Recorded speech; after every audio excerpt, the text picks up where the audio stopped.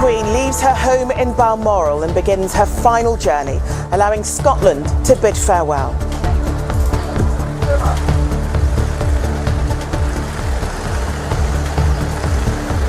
Draped in the royal standard for Scotland and with a wreath of flowers from her Balmoral estate, the coffin began its 6-hour journey towards Edinburgh, with the Queen's daughter Princess Anne travelling in a cortege behind her.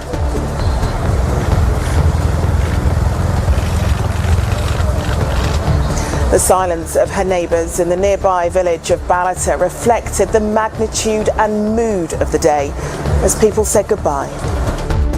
I just felt quite emotional about it, especially seeing the coffin. She's much loved in this area, and I thought it was fitting that people came out to see her, pass their respects on.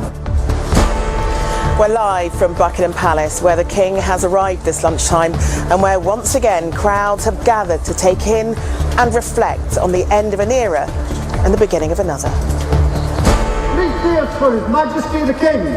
Hip hip! Hip hip! Hip hip!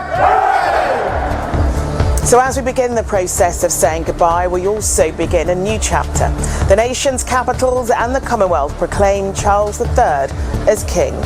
And we talk to those fortunate enough to encounter the Queen, who share their stories of what those moments meant to them.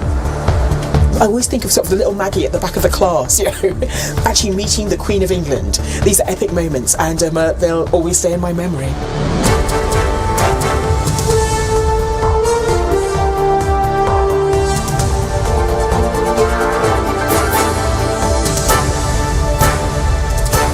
From Buckingham Palace, this is ITV News with Charlene White. Good afternoon from Buckingham Palace as crowds continue to gather and lay flowers behind me on the day that Her Majesty Queen Elizabeth II begins her long journey to her final resting place.